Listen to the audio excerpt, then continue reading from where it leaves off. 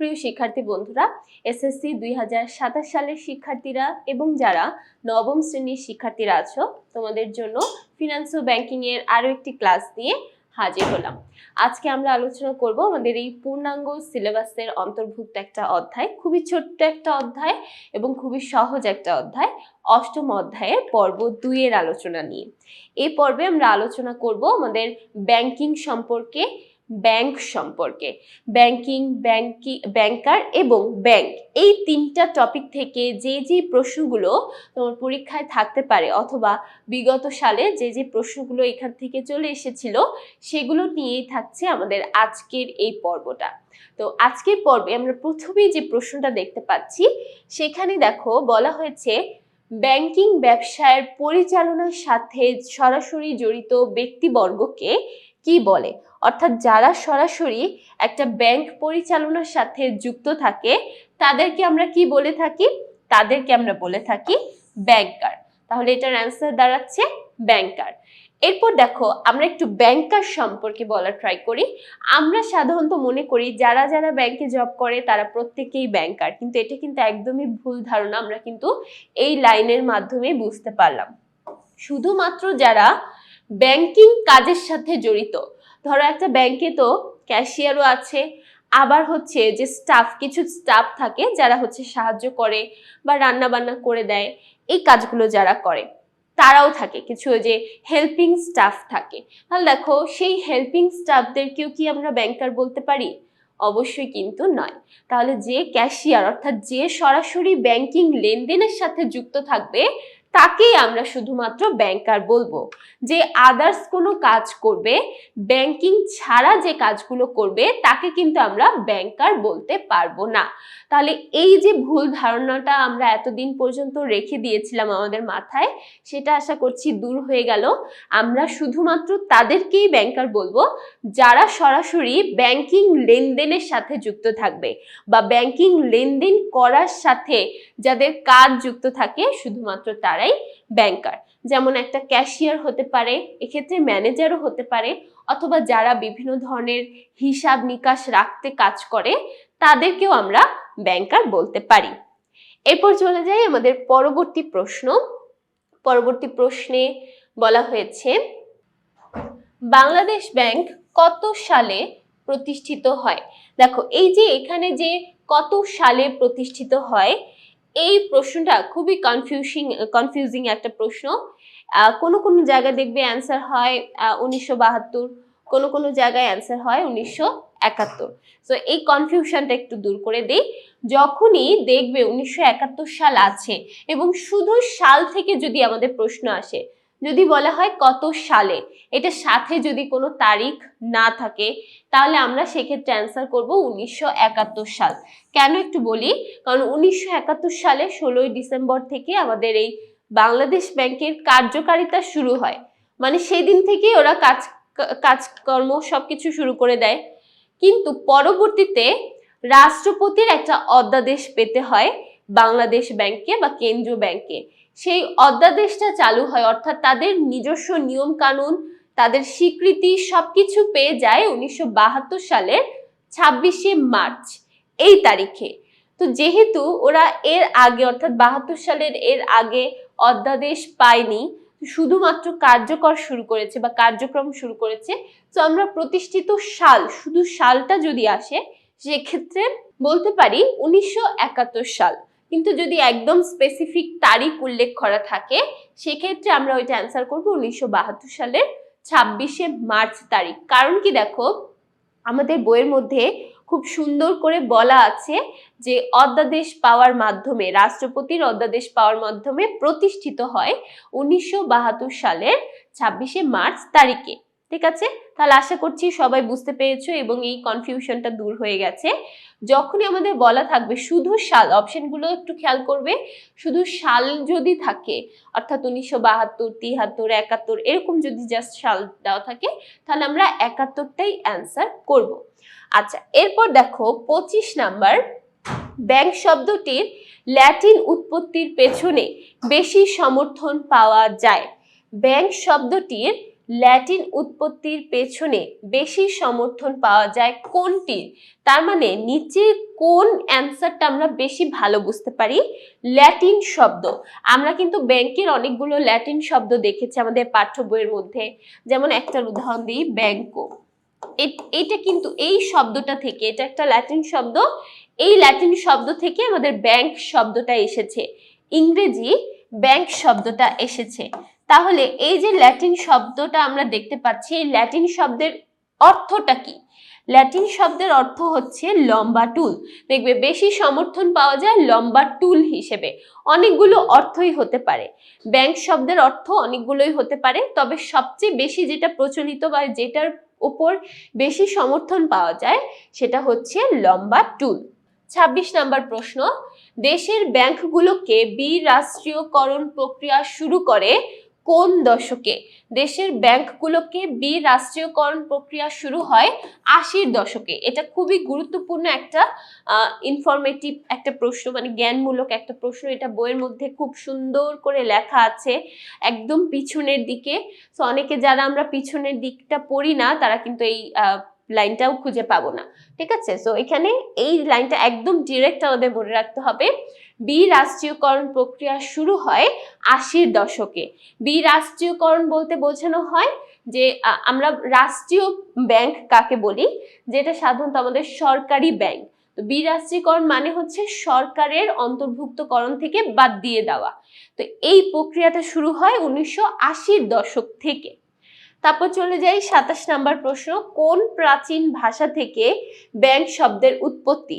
আমরা আমাদের বইয়ের মধ্যে যতগুলো পড়েছি প্রত্যেকটাই হলো ল্যাটিন শব্দ, ঠিক আছে? তাহলে প্রত্যেকটাই যেহেতু ল্যাটিন শব্দ, আমরা এটার অ্যান্সারও বলতে পারি ল্যাটিন শব্দের উৎপত্তি বা ল্যাটিন ভাষা থেকেই ব্যাংকের উৎপত্তিটা এসেছে।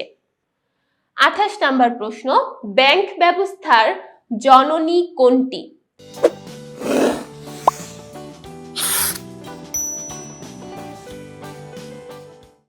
ব্যাংক ব্যবস্থার জননী বলতে বোঝানো হয়েছে যেখান থেকে উৎপত্তি হয়েছে, অর্থাৎ ব্যাংক ব্যবস্থা কোনটির মাধ্যমে উৎপত্তি হয়েছে।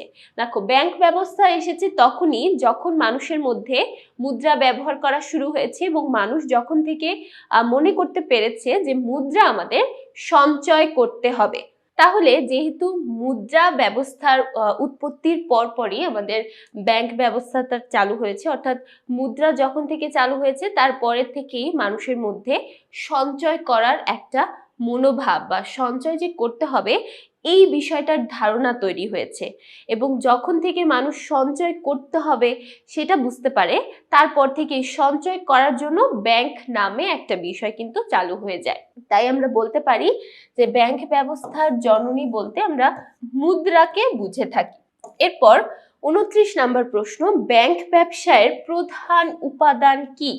ব্যাংক ব্যবসায়ের প্রধান উপাদান হলো মুদ্রা। অর্থাৎ ব্যাংক ব্যবস্থা তুমি যদি পরিচালনা করতে চাও সেক্ষেত্রে তোমার প্রধান উপাদান যেটা মাস্ট লাগবে সেটা হচ্ছে মুদ্রা। দেখো, ব্যাংক মানেই আমরা বুঝি টাকা পয়সার লেনদেন বা মুদ্রার লেনদেন। সো এক্ষেত্রে মুদ্রা বা টাকা পয়সা এটাই কিন্তু তার প্রধান উপাদান হবে, এটাই স্বাভাবিক। তারপর চলে যায় পরবর্তী ৩০ নম্বর প্রশ্ন, কোনটিকে ব্যাংক ব্যবস্থার জননী বলা হয়? এটা মাত্রই আমরা সলভ করেছি, ব্যাংক ব্যবস্থার জননী বলা হয় মুদ্রাকে। ৩১ নং প্রশ্ন, মুদ্রা প্রচলনের পরই কিসের প্রয়োজনীয়তা দেখা দেয়? দেখো, মুদ্রা প্রচলনের পরপরই একটু আগে বলেছি যে মুদ্রা প্রচলনের পরপরই আমাদের সঞ্চয়ের একটা প্রবণতা তৈরি হয়। তো যখন থেকে সঞ্চয় প্রবণতাটা তৈরি হতে থাকে তখন থেকেই কিন্তু ব্যাংক ব্যবস্থার একটা প্রয়োজনীয়তা দেখা দেয়, ঠিক আছে? তাহলে মুদ্রা প্রচলনের পরই আমাদের ব্যাংক ব্যবস্থার প্রয়োজনীয়তা দেখা দিতে থাকে। এরপর চলে যাই ৩২ নং প্রশ্ন। ৩২ নং প্রশ্নে বলা হয়েছে ব্যাংকাস কোন ধরনের শব্দ? একটা সহজ উপায় বলে দিই, আমাদের বইয়ের মধ্যে এরকম যতগুলো ল্যাটিন শব্দ আছে প্রত্যেকটাই ল্যাটিন শব্দ, ল্যাটিন শব্দের বাইরের কোনো শব্দ দেওয়া নেই যে শব্দগুলো থেকে আমাদের ব্যাংক শব্দের উৎপত্তি হয়েছে। সো এটা খুব সহজে আমরা মনে রাখতে পারবো। ব্যাংকো, ব্যাংকাস যেটাই থাকুক প্রত্যেকটাই হলো ল্যাটিন শব্দ, অর্থাৎ প্রাচীন ল্যাটিন শব্দ। 33 নং প্রশ্ন, খ্রিস্টপূর্ব কত হাজার বছর আগে প্রথম ব্যাংক ব্যবস্থা ইতিহাসে স্থান করে নেয়? খ্রিস্টপূর্ব 5000 বছর আগে, একদম বিগত 5000 বছর আগে প্রথম এই ব্যাংক ব্যবস্থাটা চালু হয়। তখনকার ব্যাংক আর এখনকার ব্যাংকের মধ্যে অনেক তফাৎ, কিন্তু এই যে ব্যাংকের যে মেইন থিমটা বা মেইন যে বিষয়টা সেটা কিন্তু সেমই আছে। তাহলে দেখো, খ্রিস্টপূর্ব 5000 বছর আগে আমাদের প্রথম ব্যাংক ব্যবস্থা চালু হয়। তারপর আমরা দেখতে পাচ্ছি 34 নং প্রশ্ন, ব্যাংকো কি ধরনের শব্দ? সেম ভাবে আমরা একটু আগে বলেছি যে আমাদের বইয়ের মধ্যে যতগুলো এই ব্যাংক শব্দের উৎপত্তি দেওয়া আছে প্রত্যেকটাই হলো ল্যাটিন শব্দ, এবং ল্যাটিন শব্দের উৎপত্তি এবং এটার অর্থও বলা আছে, প্রত্যেকটার অর্থ হলো লম্বা টুল।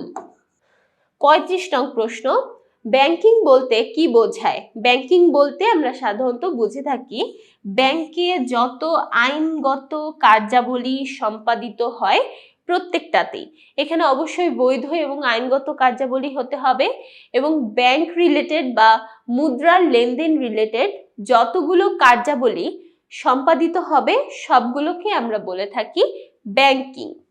36 নং প্রশ্ন, বাংলাদেশ ব্যাংক কবে প্রতিষ্ঠিত হয়? দেখো, আমি একটু আগেই বলেছি যখন আমাদের একদম এরকম তারিখ ওয়াইজ লেখা থাকবে এবং প্রতিষ্ঠিত হয় লেখা থাকবে, দেখবে আমাদের বইয়ের মধ্যে খুব সুন্দরভাবে বাংলাদেশ ব্যাংক এত সালে অর্থাৎ 1972 সালের 26শে মার্চ প্রতিষ্ঠিত হয় এটা লেখা আছে। এবং কিভাবে এটা প্রতিষ্ঠিত হয়েছে? রাষ্ট্রপতির অধ্যাদেশ পাওয়ার মাধ্যমে। পরবর্তীতে আবার ব্র্যাকেট দিয়েও দেখবে লেখা আছে কার্যক্রম শুরু হয় 1971 সালে 16ই ডিসেম্বর থেকে, অর্থাৎ যেদিন বিজয় অর্জন করে সেই দিন থেকে ওরা ওদের কার্যক্রম শুরু করে দেয়। 37 নং প্রশ্ন, রিজার্ভ ব্যাংক ইন্ডিয়া কত সালে প্রতিষ্ঠিত হয়? রিজার্ভ ব্যাংক ইন্ডিয়া কত সালে প্রতিষ্ঠিত হয়? দেখো, আমাদের বইয়ের মধ্যে দেওয়া আছে রিজার্ভ ব্যাংক ইন্ডিয়া হচ্ছে ইন্ডিয়ার কেন্দ্রীয় ব্যাংক, ইন্ডিয়ার কেন্দ্রীয় ব্যাংকের নাম রিজার্ভ ব্যাংক অফ ইন্ডিয়া। তো রিজার্ভ ব্যাংক অফ ইন্ডিয়া 1935 সালে প্রতিষ্ঠিত হয়। 35 সাল থেকে এখনো পর্যন্ত এটা কার্যক্রম চালিয়ে যাচ্ছে। তারপর 38 নং প্রশ্ন, নিচের কোন সভ্যতাটি খ্রিস্টপূর্ব 400 সাল পর্যন্ত ব্যাংকিং ব্যবসায়ের উন্নয়নে অবদান রাখে? দেখো, নিচের কোন সভ্যতাটি খ্রিস্টপূর্ব 400 সাল পর্যন্ত ব্যাংকিং ব্যবসায়ের উন্নয়নে অবদান রাখে? দেখবে আমাদের বইয়ের মধ্যে ব্যাবিলনীয় সভ্যতা, তারপরে দেওয়া আছে রোমান সভ্যতা, তারপরে দেওয়া আছে গ্রিক সভ্যতা। এই সভ্যতাগুলো খ্রিস্টপূর্ব 400 সাল পর্যন্ত ব্যাংকিং ব্যবসার ক্ষেত্রের উন্নয়নে অবদান রাখে। তাহলে দেখো, আমরা আমাদের বইয়ের মধ্যে সিন্ধু সভ্যতা, আর্য সভ্যতা, মিশরীয় সভ্যতা, এই কোনো সভ্যতায় কিন্তু ব্যাংকিং ব্যবসা রিলেটেড এরকম কোনো সভ্যতা পড়িনি। যেটা যেটা পড়েছি ব্যাবিলনীয় সভ্যতা পড়েছি, রোমান সভ্যতা এবং গ্রিক সভ্যতা। আচ্ছা, তাহলে অবশ্যই অ্যান্সার হবে গ্রিক সভ্যতা। তারপর 39 নং প্রশ্ন, মুক্তিযুদ্ধের পরবর্তী সময়ে বাংলাদেশে বিভিন্ন ব্যাংকের মোট কতটি শাখা কর্মরত ছিল? দেখো, তৎকালীন সময়ে মুক্তিযুদ্ধের পরবর্তী সময়ে যতগুলো ব্যাংক প্রতিষ্ঠিত হয়েছিল সেগুলোর মধ্যে 1090টি শাখা কর্মরত ছিল। মানে শুধু যে বাংলাদেশ ব্যাংকের কথা বলছে তা কিন্তু না, বাংলাদেশে মোট যতগুলো ব্যাংক সেই সময় ছিল তাদের মধ্যে টোটাল শাখা ছিল, সবগুলো মিলে টোটাল শাখা ছিল 1090টি। শুধু একটা ব্যাংক না, যতগুলো ব্যাংক আছে সবগুলো মিলে টোটাল শাখা ছিল 1090টি। 40 নং প্রশ্ন, রাষ্ট্রীয়করণ প্রক্রিয়া কখন শুরু হয়? এটা কিন্তু আমরা অলরেডি অ্যান্সার করেছি। রাষ্ট্রীয়করণ মানে সরকারের অন্তর্ভুক্তকরণ থেকে বাদ দিয়ে দেওয়া বা রাষ্ট্রীয়করণ থেকে বাদ দিয়ে দেওয়া। তাহলে এটা শুরু হয়েছিল 80-র দশকে। ঠিক আছে, তাহলে রাষ্ট্রীয়করণ প্রক্রিয়া শুরু হয় 80-র দশকে। তাহলে এই ছিল আমাদের অষ্টম অধ্যায়ের পর্ব 2 এর আলোচনা, অর্থাৎ ব্যাংক এবং ব্যাংকিং রিলেটেড কিছু বহু নির্বাচনী প্রশ্ন। আশা করছি প্রত্যেকটি প্রশ্নই সবাই খুব ভালোভাবে বুঝতে পেরেছো। তো পরবর্তী পর্বগুলো দেখার জন্য সবাইকে আমন্ত্রণ জানিয়ে আজকে এখানে শেষ করছি। সবাই খুব ভালো থাকবে, সুস্থ থাকবে। সবাইকে ধন্যবাদ।